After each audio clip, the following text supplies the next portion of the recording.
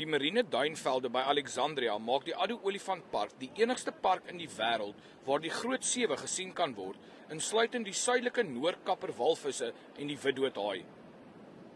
Daar is verskeie dierespesies wat vir hulle 'n tuiste in die bos en op die duine skep.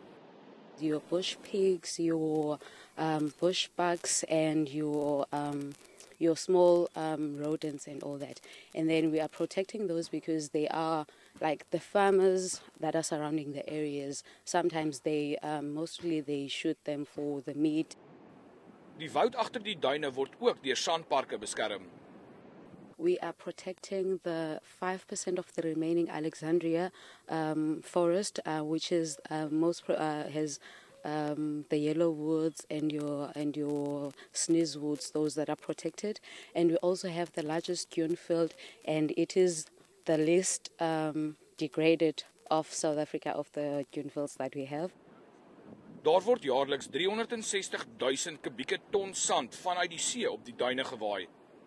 Die Alexandria sandduine, as ook die Voël en St. Croix eilande hier van die kus af, is in 2002 deur die Addo Olifantpark oorgeneem.